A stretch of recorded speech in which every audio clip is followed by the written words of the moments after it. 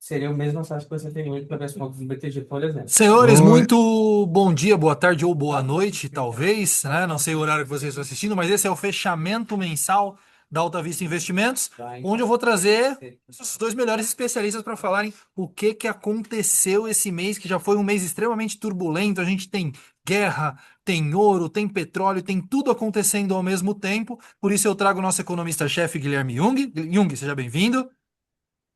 Tudo bem, Orlando? Prazer estar aqui contigo e com o Ótimo. Stefano também. E o nosso CIO, Stefano Bertoncello. Seja bem-vindo também, Stefano. Fala, pessoal. Prazer estar com vocês aí. A gente vai tentar aqui desmistificar um pouco, deixar as coisas um pouco mais claras para quem começa o mês de abril. Então, eu já quero começar com você, Jung, explicando o que aconteceu nos mercados e no mundo. Perfeito. Vou compartilhar minha tela aqui, até para trazer os principais pontos do mês para vocês. Então, o balanço mensal de março, tá, pessoal? A gente teve cinco grandes destaques, tá? Primeiro, a questão geopolítica, que voltou ao centro dos mercados, isso está claro para todo mundo, com esse conflito na região do Golfo, Estreito de Hormuz. Os Estados Unidos com uma inflação ainda resiliente, o Fed ainda cauteloso na sua última decisão, na sua coletiva também o Powell mencionou esses receios. O petróleo em alta, reacendendo esse risco global inflacionário nas cadeias de produção. No Brasil, a resiliência relativa frente a outras economias, com um fluxo também bem importante, o petróleo impactando a inflação, mas também dando um alívio fiscal. E por último, o Copom iniciou o ciclo de cortes, mas com um espaço mais estreito. Então, para começar com os impactos da guerra, né, nos principais ativos financeiros, e aqui eu trago o retorno do ouro, do DXY, que é o dólar contra uma cesta de moedas, do WTI, que é o indicador de preço de petróleo dos Estados Unidos internamente, e o Brent, que é o internacional, que é o índice global. Então a gente nota aí mais de 40% de alta nos preços do petróleo no mês de março, já o DXY com uma leve alta de 2% e o ouro recuando em torno de 14%. E é algo relevante porque víamos o ouro subindo, subindo, subindo nos últimos meses, nos últimos anos, e agora uma correção disso. Se dá um pouco pela expectativa de crescimento menor nas economias, menos superávites e também um menor ímpeto para a formação de reservas em ouro, por conta dessa possível desaceleração global que devemos ter ao longo deste ano. E o petróleo, então, trazendo esse risco inflacionário, ele impacta diversas economias, umas mais, outras menos, né? Aqui eu trago a informação dos principais importadores e exportadores de petróleo, e a gente nota que o Japão, a Coreia do Sul, a Alemanha, a Tailândia são os principais afetados por conta dessa elevação nos preços de petróleo. Então, são regiões produtivas, regiões importantes para a economia global, para as cadeias de produção, que são extremamente impactadas por conta do preço de gasolina, preço de combustíveis, diesel. Então, a questão de produção acaba sendo afetada e, por isso, a expectativa é de um crescimento menor para essas economias. Vocês podem ver que os Estados Unidos, o Brasil e Rússia são exportadores de petróleo, né? Então, ainda tem uma vantagem relativa a outras economias. Mas o Brasil, por exemplo, exporta petróleo e importa combustíveis, gasolina, diesel, né? Então, ele acaba sendo afetado também num segundo momento, num segundo passo, por conta dessa cadeia de produção. Continuando aqui, eu trago os preços de gasolina nos Estados Unidos, que subiram de forma relevante no último mês, ou seja, a gasolina estava em torno de US$ 2,95, agora US$ 4,02. Então tem uma alta relevante de preços nos Estados Unidos, e isso deve sim impactar a inflação, a condução do Fed, juros americanos. Então o mercado inteiro corrigiu por conta dessa expectativa. Os riscos cresceram com esse choque de oferta. Quando eu falo choque de oferta, vale lembrar que o choque de demanda, né, o choque de consumo, de juros, ele é muito mais fácil de ser ajustado, enquanto um choque de oferta é muito mais difícil. O impacto para os mercados é muito mais danoso. Então, esse choque de oferta, né, com uma redução da oferta de petróleo a nível global, vem impactando as economias, combustíveis, o juro de 10 anos americano, que estava negociando abaixo de 4%, e neste mês de março a gente viu bater próximo até eu digo que é o preço que mais importa, porque baliza não só a questão dos ativos financeiros, mas do valuation, e também é um balizador de mercado importante, tá? Falando agora da inflação e do impacto, direto no Fed, tivemos a última decisão manutenção. O Powell, né, na sua última decisão, foi bem cauteloso na coletiva, e temos aí um PCI em torno de 2,85, o CPI já está acima de 3%. Então existe pouco espaço para cortes de juros nos Estados Unidos. Se fala até possíveis elevações de juros, mas dentro do dot plot a gente ainda não vê uma maioria para votar em alta de juros nos Estados Unidos. De fato temos uma condução de política monetária bem mais estressada do que tínhamos no início do ano. A inflação resiliente nos Estados Unidos impede mais cortes. Ao mesmo tempo, isso é positivo para o fiscal americano, né? Quanto mais inflação, a receita acaba subindo. Então, Trump acaba não sendo tão, eh, digamos assim, contra uma inflação acima da meta, mas ele também não quer um juro disparando novamente. Ele quer ser conivente com essa situação, onde otimiza a eficiência tributária nos Estados Unidos, tá? Mas com o choque de petróleo que ainda não bateu nesse PCI, a gente deve ver um Fed bem cauteloso, bem conservador, e a partir de maio, com a mudança de condução, com o Kevin Warsh sendo o novo presidente dos Estados Unidos, a gente pode ver uma alteração, principalmente na condução do balanço do Fed, não propriamente no juro americano no curto prazo. Agora, falando de Brasil, o que mais chama atenção é o fluxo estrangeiro muito forte desde o início do ano, o institucional vendendo bastante, pessoa física também, mas o estrangeiro, que representa em torno de 60% do fluxo de capital aqui no mercado brasileiro, vem entrando em sequência. A gente vê uma atratividade no Brasil de forma relativa a outros emergentes, em primeiro lugar, mas também contra os desenvolvidos. Então, esse fluxo continuando positivo sustenta as bolsas, por isso a nossa bolsa caiu menos do que outras bolsas, e quando subiu, subiu mais do que outras bolsas em determinadas janelas, como a gente pode ver aqui. Falando agora da atividade econômica,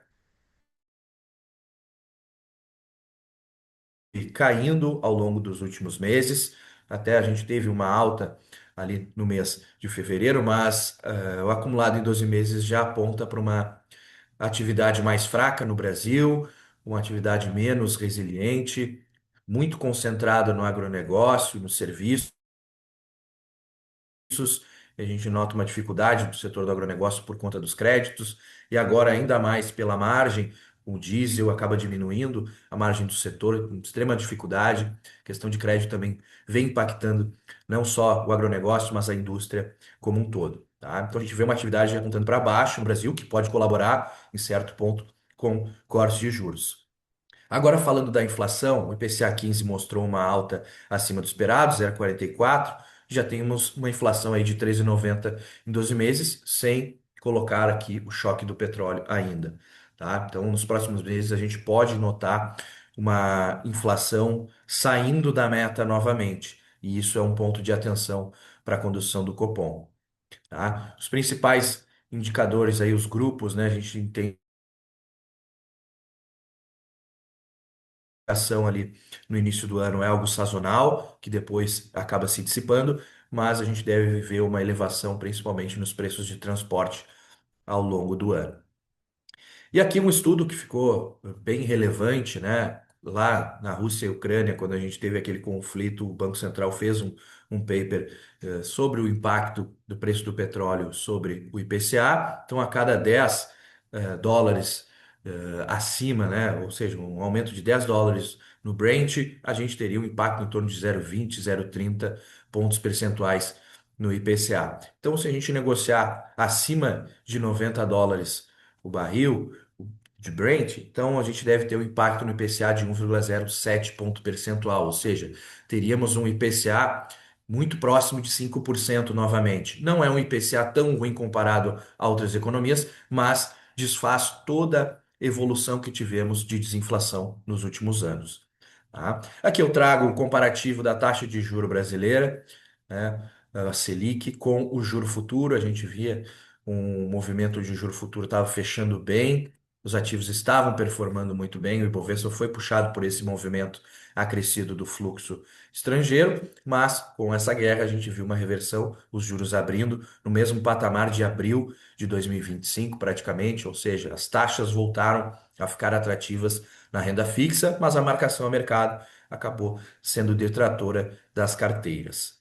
Tá, pessoal? Então, da minha parte seria isso, né? Passo a bola agora novamente para o Orlando. A parte de macro está bem estruturada, tem muitos riscos nesse momento, mas a gente precisa ter cautela, ter coerência nos portfólios, diversificação é o melhor remédio para isso. Ô, Jung, obrigado. E eu sei que você e o Stefano trabalham muito junto nessa visão. O Stefano, inclusive, com a visão de algumas outras casas junto para conseguir fazer as composições que são necessárias como CIO para montar as carteiras, inclusive. Então, eu queria trazer também o Stefano para a conversa para entender um pouquinho melhor, Stefano, como foi, o que que mudou na visão de se muda alguma coisa, na verdade, nessa visão de alocação aí com o conflito, onde estão as assimetrias, o que que tá caro, o que que tá barato. Queria que você trouxesse essa visão aqui, tanto para o nosso assessor quanto para os nossos clientes. Beleza. Então vamos lá, pessoal. Assim, é, tem alguns pontos que a gente tem que levar em consideração que são todo ativo ele pode ser reprecificado ou por um motivo, né, um motivo temporário, um motivo de aumento de risco nele, ou um motivo até mais técnico do que aumento de risco. Por exemplo, ele pode ter ainda o mesmo risco subjacente, está tudo igual, né, tá tudo, quando a gente vai pensar numa empresa, ela está exatamente igual, porém, os agentes de mercado estão querendo um prêmio maior, né? Isso daí pode ser uma precificação, a outra pode ser realmente quando dá problema, de fato, nas coisas, e daí a precificação vem sim ou sim. Tá? Então, se a gente vai pegar, né, com essa guerra, o que aconteceu? Praticamente tudo que estava indo bem antes dela, durante ela, inverteu, né? E a gente está ainda passando pela guerra. Então, a gente pega a própria questão do ouro, né? O ouro estava vindo numa crescente ali, valuations não, mas o valor do ouro estava cada vez mais esticado, e muito dessa queda que ele teve durante esse mês, na verdade, dá para atribuir à desalavancagem de hedge funds lá fora. Tá? Por quê? Porque no final, quando a gente pega os fundos que fazem uma questão macro, muitos deles estavam com as mesmas teses, que era queda de juros ao redor do mundo. Então, esses caras tinham isso, esses caras tinham ouro por uma questão de momentum. No momento em que o petróleo começa a estourar e começa a dar um stop nas posições deles, eles são obrigados a desfazer posição. Então, você está comprado em ouro, agora tu vende ouro. Né? Você está aplicado em Stefano, juros. Oi. você puxou esse ponto do ouro, eu queria até te interromper e fazer uma pergunta, que é, eu vi o gráfico dos emergentes e o gráfico do ouro muito iguais, né? É justamente a gente está falando isso desde o começo do ano passado, né? É porque tem essa saída de capitais, essa busca de alternativa pelos mercados mais seguros vindo para emergentes, inclusive para o ouro, porque geralmente quando alguém olha para o ouro, as pessoas têm a mania de dizer, não, tá indo para o ouro é porque tá buscando segurança. Às vezes nem tanto, né? Então, isso é uma coisa engraçada, né? Porque o ouro ele virou um trade de momentum, né? Muita gente entrando no ouro, muita gente pedindo ouro e nem sabendo o que é ouro. O ouro, por exemplo, ele tem um drawdown significativo. Se a gente pega o ouro em dólar, posso estar errado agora no número, tá? Mas se não me engano, cara, antes dessa puxada que ele deu agora no último ano, basicamente, nos últimos meses, para a pessoa voltar a ganhar dinheiro, se ela tivesse entrado em 2012, ela não estava ganhando dinheiro até agora. Então, assim, é significativo. Não é um ativo muito fácil de ter, é um ativo que normalmente vai ser de longo prazo para carteira, só que ele acabou deixando de ser um ativo de proteção e virou um ativo de especulação nesses últimos tempos, dado esse momentum, tá? Mas assim, ah, ele ao mesmo tempo é um ativo interessante, tá? Porque vamos considerar que o ouro para nós, que somos brasileiros, né? é, Ele voltou um tanto no valor dele. Se a gente pega o ouro, mas daí eu digo ouro de verdade, o ouro que tem a variação cambial junto, né? Pô, ele é para ser um ativo de segurança. Se a gente tiver algum tipo de aumento de volatilidade, vamos lembrar que a gente está cada vez mais próximo das eleições, né? Ele pode ser um cara que pode segurar a carteira. A gente não tem como garantir nada. Num mundo normal, o ouro não teria caído desse jeito no meio de uma guerra, pelo contrário, né, ele teria subido, tá? Mas a gente tem esse trade momentum rolando junto. Até isso que eu estava falando de uma rotação, isso daí aconteceu muito em equities também. Se a gente vai pegar, quem são os caras mais afetados? Se a gente compara o MSCI Acqui, que é o índice geral de bolsas ao redor do mundo, o S&P, né, o S&P caiu menos que o Acqui. Quem é que bateu mais no Acqui? Os caras estavam indo muito bem, especialmente tecnologia em emergentes da Ásia. Então, Taiwan, Coreia, esse tipo de cara que é muito ligado a essa questão de semicondutores, né, de chips que tinham ido super bem nos outros meses, eles caíram mais agora. Porque também foi aquele flight to quality, meio na linha que tu falou, Orlando. Pô, o cara, então ele volta daí para os Estados Unidos, para large caps americanas, ele volta pro dólar, né, o DXY subiu um pouquinho ali, como o Jung mostrou, né, e no caso do ouro foi porque ele começa a zerar um pouquinho aquele trade dele que ele não sabe como é que vai andar, tá? É, e, e um outro ponto relevante aqui que eu acho também em termos dessa do que aconteceu, né, durante o mês, poxa, se a gente vai pegar juros, né, todo vértice de juros, lembre-se, teve desmontagem de posição e teve expectativa de inflação, tá? As duas coisas andando ao mesmo tempo. Isso daí acabou fazendo a gente ficar bem volátil ali, bem incerto no que ia acontecer. Ó, Orlando, vou precisar pedir para tu botar no mute aí, porque tá bastante. Desculpa, eu solto do mute aqui porque às vezes eu quero falar algo, eu perco o prazo e aí. Fica tranquilo. Mas é que eu já vou continuar porque tu fez duas perguntas também. Tu me comentou ali de assimetrias, né? E assim, tem um ponto, tá? A gente tem mais umas coisas acontecendo a nível global que acontecem de uma maneira diferente aqui no Brasil e lá fora. Por exemplo, crédito, né? Crédito, as carteiras, normalmente as carteiras do investidor brasileiro estão muito cheias de crédito brasileiro. E a gente teve, né, aí alguns eventos corporativos acontecendo que acabaram contagiando os spreads de crédito. Para lembrar aquilo que eu comentei antes, eu comentei, ó, o ativo pode ser remarcado porque aumentou o risco, é o caso de algumas debêntures, alguns papéis. Tem uma maneira de tu remarcar um papel porque deu problema mesmo, caso de Raizen e Grupo Pão de Açúcar em especial. E também tem aqueles caras que não mudou nada, só que agora, pô, já que tá dando pau no resto, então agora eu quero um prêmio maior, né, para carregar esse mesmo risco. E aí, cara, quem é o cara aqui que, poxa, ele tá sendo penalizado por zero motivos de ser penalizado? Belonga. Belonga. A gente pega uma bolsa que, por mais que tenha tido essa correção, a bolsa subiu pra caramba. A gente tem uma Belonga que acabou abrindo, né, o juro real dela, B35, B40. Cara, estamos recebendo o juro real ali de 7 algo, esses daí. Então, quando a gente olha isso versus a bolsa, a gente vê que a bolsa não tem um prêmio de risco tão grande assim, perto dessas Bs. E, né, no final é o risco soberano, né, o menor risco, na verdade, que a gente pode passar dentro de Brasil. Então, claro, para quem tem estômago para volatilidade, que esse tipo de papel tem, né, ou para quem pode carregar até o vencimento, né, isso são papéis que fazem bastante sentido ter e aumentar a posição até nas carteiras. Lembrando só o nosso cliente que a Belonga é a NTNB, né? Às vezes a gente fala, é um jargão que a gente usa muito a Belonga e às vezes esquece, né? Nosso cliente também, ele olha desse jeito. É, Stefano, mudamos alguma visão? Não mudamos nenhuma visão? Seguimos resilientes? Nossas carteiras mudam? Você tem essa perspectiva já? Então, tem mais coisas que a gente está de olho, tá? É porque a gente tem muito que esse movimento que está acontecendo agora com a guerra, uma boa parte dele tem cara de que volta a ser o movimento anterior com a guerra se ajeitando. Então, pô, da mesma maneira que eu falei, sei lá, de emergentes, tecnologia, né? Me parece que, beleza, guerra dando uma acalmada, a galera volta a querer pegar essas coisas fora dos Estados Unidos, tá? Um outro ponto que eu tinha comentado em crédito antes, por exemplo, crédito, se for ver todos os ativos de crédito pela abertura de spreads, vai pegar via fundos, é a maneira mais fácil. Vai ver que uma galera abaixo do CDI, no crédito pós-fixado. Só que isso começa a voltar para um patamar de spreads mais saudável. Né? A gente já começa a ver uma coisa interessante.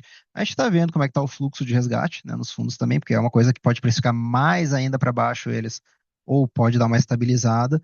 Mas a gente já começa a ter uma visão um pouco menos pessimista com o spread de crédito que a gente tinha antes, tá? Então, assim, eu acho que é isso. E, pô, estudo de olho, né, na composição da carteira e eu acho que, assim, no principal risco que a gente tem hoje, que é, ao meu ver, o principal risco é o fluxo estrangeiro revertendo aqui, tá?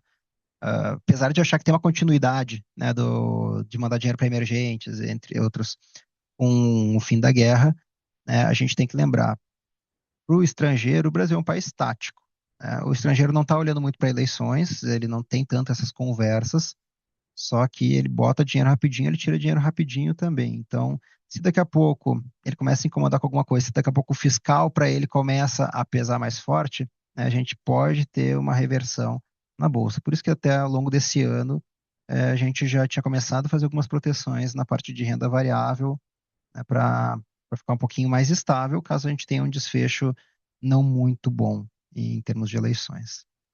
Perfeito, mas vamos deixar as eleições para a gente começar a discutir no mês que vem. Esse mês acho que a gente ainda está um pouquinho longe, embora algumas coisas já comecem a ficar mais claras. E eu sei que logo mais a gente também terá informação via nossa carta mensal, né, Jung? Vocês dois preparando aí, já está no forno? É isso aí, já está no forno. A gente está confeccionando a carta mensal. Ali por volta do dia 5 a gente deve divulgar, que é um material bem completo, né?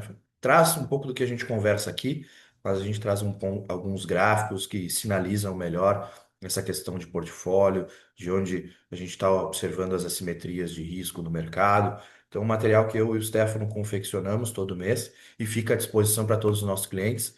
É enviado também através dos nossos assessores. É algo bem bacana que agrega valor e conhecimento também para todo o nosso time. Bom, se você ainda não conhece o canal O Ponto de Vista, acessa aqui embaixo, clica, faz o cadastro, você vai passar a ter todas as informações que a gente gera durante o nosso mês. Stefano Jung, mais algum recado final ou já podemos finalizar aqui? Eu tenho um recado, né? Esse ponto de crédito que o Stefano trouxe é muito relevante. A gente tem escutado uma preocupação grande dos nossos clientes quanto a isso. E no início da fala do Stefano, ele e perda provisória, Volta um né? pouquinho, Jung. No início da fala do Stefano, travou pra Ele gente aqui depois. falou da reação dos ativos, né? De questão de perda provisória, perda permanente. Então, os clientes que daqui a pouco têm alguma posição em algum crédito estressado, entender bem qual a reação que isso pode gerar para o seu portfólio, seu patrimônio, né? Reduzir risco, mas principalmente entender que algumas perdas provisórias não podem se tornar perdas permanentes. Não é porque tivemos uma marcação negativa Eu vou continuar por de ele. algum evento de Né, o que ele quer dizer basicamente, né, se a gente simplesmente sai sem saber o que está acontecendo, na verdade a gente transforma essa perda provisória em perda permanente, né? Isso vale muito, por exemplo, para fundos, ali que é um portfólio diversificado. Para papéis, é claro, é mais fácil, já que é um emissor só por vez. Então, isso sim, nossa equipe aqui de renda fixa também está bem de olho nos papéis. Por isso que alguns a gente tem indicação, né, de diminuir a exposição ou até zerar a exposição. Porque às vezes também a perda menor é melhor que a perda maior, né? A gente já teve alguns calls de saída no passado e graças a Deus deu tudo certo no relativo, pelo menos. É isso aí, então, senhores. Muito obrigado pela participação de vocês. Sempre lembrando aqui ao nosso cliente que nós vemos o mercado de diversos ângulos para que você tenha seu ponto de vista. Até o próximo Morning Call ou fechamento mensal.